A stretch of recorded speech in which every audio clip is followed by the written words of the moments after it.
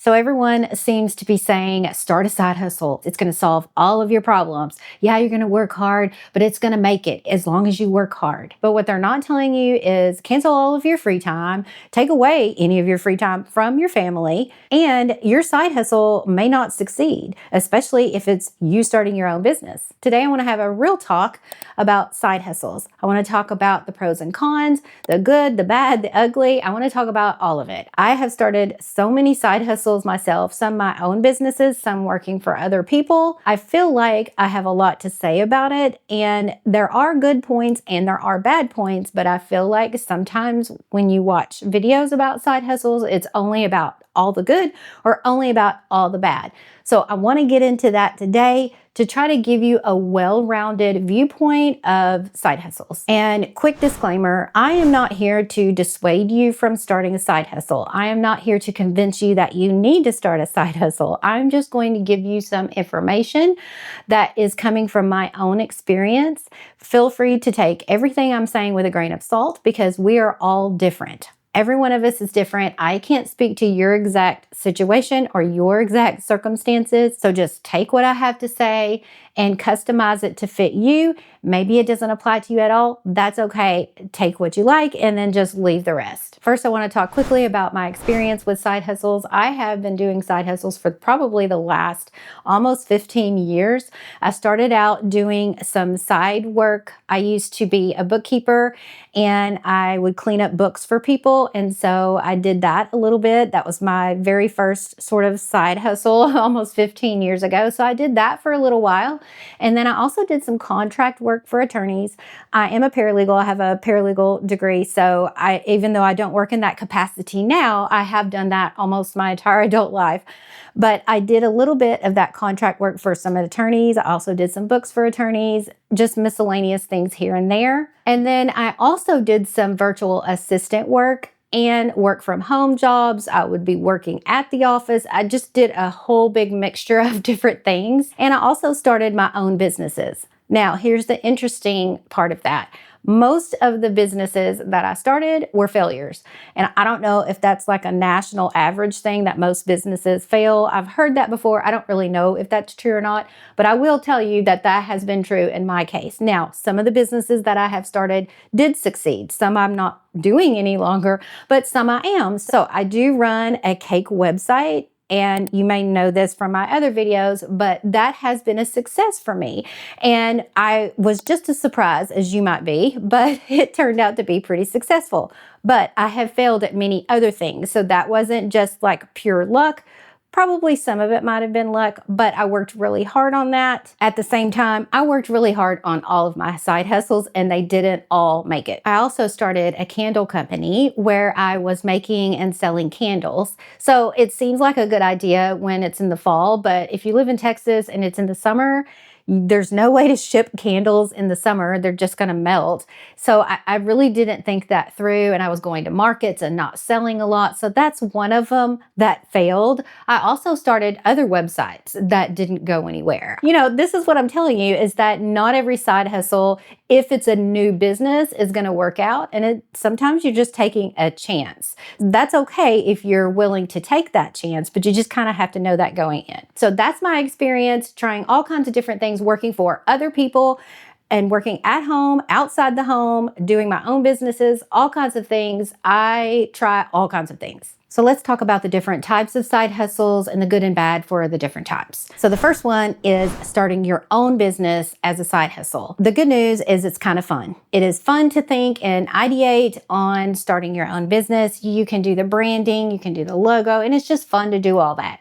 I know, I've been there. But the problem is you can get stuck in that mindset where you're just having so much fun. You're stuck in the branding and the ideating phase, and you're not actually doing the work that it entails because that's just not the fun part. The next thing is it could be slow going depending on what type of side hustle and what type of company you started. So if it's a service-based business, it might be faster to get it growing. So if you started a cleaning business or maybe a cake baking business, you might be able to put things out on Facebook Marketplace or your Nextdoor app or whatever it is. You might get more people to see that, and then you can start doing that, and then it'll kind of spread word of mouth. If you're starting an online business, like some kind of website or an online store, it's going to be a little bit harder. You have to learn the background of it. So you have to learn how SEO works, ads, all kinds of things like that. In addition, you're going to also have to think about the money involved in starting it. So if you are low on funds and that's why you want to start a side hustle because you really need the money, it's probably not the best idea to start your own business unless it's like a service-based business and you can start getting jobs quicker. So if you're going to start some kind of online store or something like that, that's going to take you a while to see some kind of income. So any of these people that are telling you, well, you can just start a blog. If you need money quick and you need to replace part of your income, you need to find a job that you can actually do something like provide some kind of service or something. That's the quicker way to go. So either way, it's going to cost you a little bit of money. Even if you're cleaning other people's houses, you're probably going to want some of your own cleaning supplies unless you use theirs. If you're baking cakes for other people, have a home bakery or something like that, you're going to need supplies for that too. So you're going to have to spend some money to get this stuff started, especially if you're starting a website, which I'm not sure I would recommend doing that at this point because of AI and the Google changes and everything, but that is a video for another day. Another thing to think about is if you're making crafts and things like that on Etsy, sometimes people make it seem really easy. I see these videos all the time. Just make digital products. It's going to be great. So you just make it once and then you get passive income and people will buy your stuff. It is not that easy. I have tried to do digital products before. I have never succeeded at it. That doesn't mean that nobody else will. Clearly not. So there's something that I'm not doing correctly, or maybe it's just hard. And frankly, I think it's probably a combination of both things. I think it's hard because Etsy has so many people selling things on it. You have to know the background of Etsy. You have to know how their SEO works in Etsy. You can do all kinds of programs that will show you what words people are looking up so that they can find your items for sale, things like that. You also have to think about if you're not making digital products where you do only make it once or create it once and then you sell it over and over. If you're doing handmade items, how much are you going to be able to make? So realistically, you have to think about if this is a physical labor job that I'm going to have to do. Let's say I'm making earrings or I'm making crochet outfits for babies or something like that. Those are super cute and it looks like they sell well on Etsy. I'm not an Etsy expert, so don't take my word for that. But they seem like they would sell really well. But realistically, how many can you make? And kind of gauge how much they're going to sell for. So you may be only able to make one outfit a week because that is a lot. That's very time consuming. If you can only sell one a week and you're only making, $20 off of each outfit or whatever, you have to say, okay, the maximum I'm going to make from this is this amount. So is this worth it? And if it is, and you don't need it to really supplement your income, then that's okay. That's fine. You need to do that for your creative side. That's great. But if you need it to supplement your income a certain amount, you need to calculate what that amount is and then weigh that against your business idea. Is this actually doable? How much time am I going to spend doing this and how much can I make from that? What's your return on your investment? And by investment, I don't just mean the money you're putting into it, but you also have to factor in your time. So I have personally run my own cake business out of my house where I sold wedding cakes. I did custom cakes and everything. In order for me to make enough money that I thought it was worth it, I had to work so much, and it's physical labor. I think people look at custom cakes and they're like, ugh, I could make that. But I'm sorry, it's just not possible. The regular person who has never dabbled in cake design or cake decorating, it's not going to be that easy for that person. So you have to learn the skill. You have to practice the skill. It takes a lot of time to decorate cakes. Realistically, I only wanted to do at the maximum one of those large cakes a week because I had a full-time job and it was so much. And although I did price my cakes where I would make an income, I felt like after a while, I would rather just do some contract paralegal work or just some virtual assistant work where it wasn't as hard, like physical labor. And when I was finished, I was finished. I didn't feel like I had that stress of, I'm going to mess up somebody's wedding. You just kind of have to weigh all of these different things within a side hustle if it's your own company versus working for somebody else. So that brings us with the next type of side hustle, and that is working for someone else. And this also has some good and bad points to it as well. Like I said earlier, if you're working for someone else, you really don't have a lot of overhead. Now, you do have overhead in terms of, let's say you have to pay for gas to get there, also your time. So if you're doing something at home, on your own, it's your own side business. You don't have to travel anywhere, commute anywhere. So that is a difference. And it also may cost you gas money. It may cost you some particular clothes you have to wear. Maybe you work in retail or whatever. You have to dress nice or whatever it is. So you have to think about those things as well. So not just the monetary expense, it may be your time expense, like commuting and different things like that. So take all those, kind of put them side by side. So how much am I realistically making with taxes and all those expenses taken out? This is what I'm probably going to be taking home. Am I going to make more doing this, or is it just not worth it to do it at all because the actual income I will be receiving is not as much? That is if you really need the money and you're doing this side hustle so that you can have some security on the side. You kind of have to weigh that because that is important. If you're just doing it for a creative outlet, again, that is something different, and you don't have to put so many rules on that because you're really just kind of doing something for fun and to keep your mind and brain sharp. Personally, most of my side hustles were something that I needed to do to increase our income.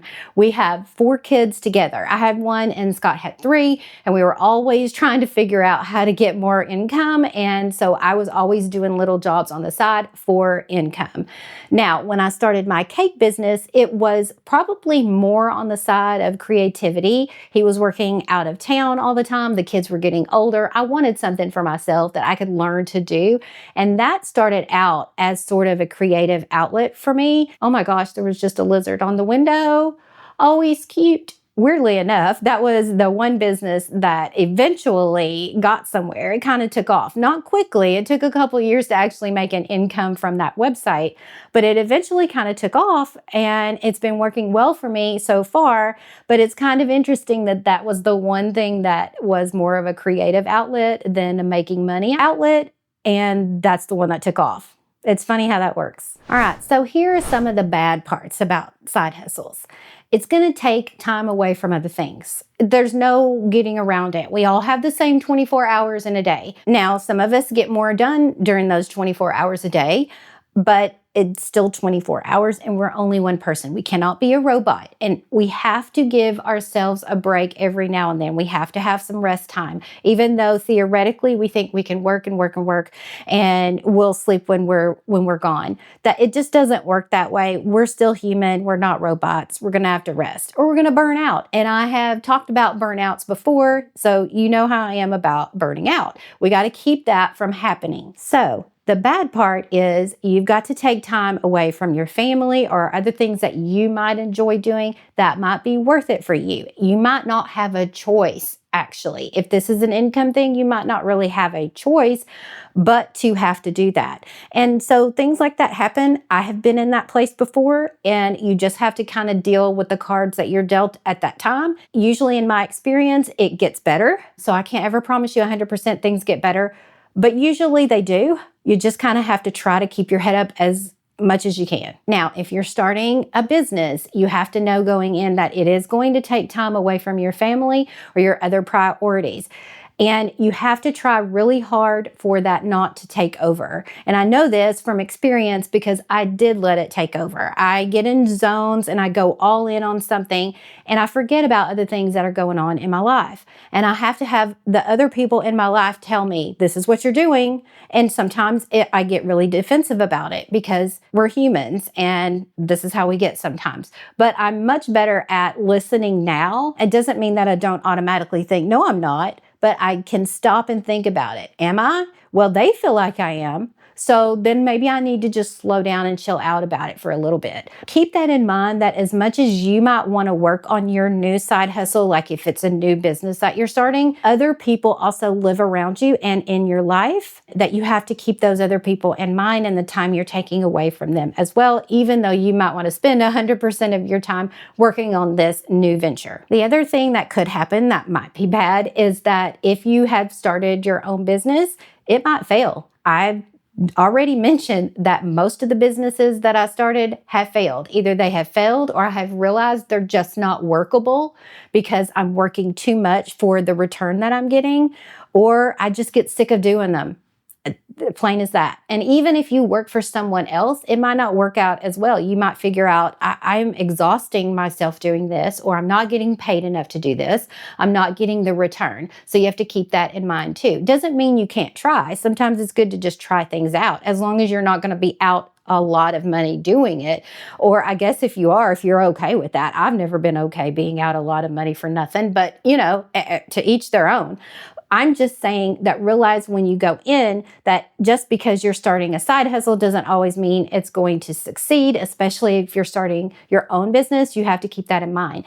And even if it does succeed, a lot of times it takes a long time to succeed. So I know that is true from my cake website. It just took a really long time, and I had to kind of make it one of those passion projects for a while and just understand that I'm just doing this and I have no way of knowing whether this is going to succeed or not. I'm just trying it out. And that's okay in some aspects, unless you really need a side income super quick. And then you're going to have to put that sort of thing to the side and do something else that will get you income much faster. All right, so we'll talk about some good points because it's not all bad. So some of the good points are, if you start your own business, you could succeed. Maybe the business you want to start is because you want to leave your 9-to-5 job. You can do that. Just know, don't quit that 9-to-5 job yet, because a lot of times, especially on the internet, people kind of put it out there and they get you all excited and they're like, you can start this website, you can do this, you can sell these digital products and leave your 9-to-5. You're going to make it quickly and you'll be making money in the next 2 months. Maybe that's true for some people, but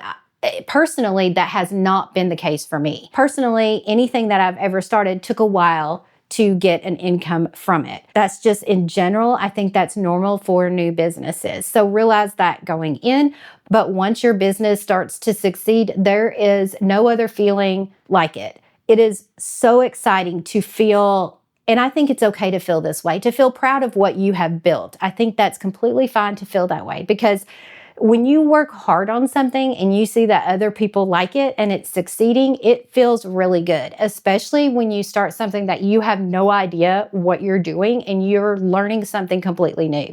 So, for example, whenever I started my website, I didn't know anything about running websites, nothing. So I had to learn all of these things, and it was so exciting for me to see it succeed in the way that it did. Now, I don't know if it's going to be here forever, probably not, but I'm really excited about what it's become. And it did take many years to get it to that point, but there's nothing that really feels quite like that. It also feels good to work for someone else on the side and get that extra added income. And sometimes it's not even just about the income, it's about accomplishing a project for someone. Even just for me, whenever I cleaned up someone's books, it was really nice to be able to make their accounts make sense again. Clearly, I got paid for that, and that was nice too, but it also was fulfilling for me as well. And then clearly, hopefully you're making money, which is probably the main reason why you would want a side hustle, because you want that added security, especially when you're getting older. It's kind of nice to have that fallback, that plan B. That's why I always have a side hustle. I'm always thinking a step ahead. I do have a full-time day job, but I'm always thinking of what can be my fallback if something happens. Now, I'm not saying that is the way we all need to be living, but it's the way that my brain works. works. And it does give me a sense of security to have that fallback. All right. So all in all, it is really important to weigh the pros and cons, because you need to put those things together and say, this is how much I'm spending. This is how much I'm gaining. And when you're thinking about the spending, don't just think monetarily. Just think about my time, everything else. Kind of weigh those back and forth. Do I really need the income? Do I really need the stability? Do I feel like I need the stability? That's a big deal. For me, I do. So for you, you may not, and you may decide, I just really want a hobby, and that's okay too. But what I'm trying to say is, don't let anyone make you feel like you're being lazy because you don't have a side hustle. You don't have to have a side hustle. It's okay. But also, don't let someone discourage you if you really want to do something on the side on your own. Sometimes people are discouragers because I don't know if it's something in them that they feel like they're missing out, or it makes them feel bad about themselves to try to dog whatever it is that you're trying to do. Don't listen to that. Don't listen to it. I have had many people say, oh, are you still baking your little cakes? To me, I have had people do that. Are you still baking your little cakes? And they have no idea that I've been making a full-time living off of that for years now. And I don't say anything like that, but it is a little annoying. So I just let it go in my own mind. And I think to myself, they don't understand. They just don't get it. And that's okay. So you make the choice that is right for you. Hopefully this was helpful in determining whether you want to start a side hustle, stay in your side hustle, not ever do a side hustle ever. Just let me know what you think. And if you've ever started a side hustle, what are your viewpoints on it? I hope to hear from you in the comments. Thanks for hanging out with me, and I'll see you in the next video. Bye.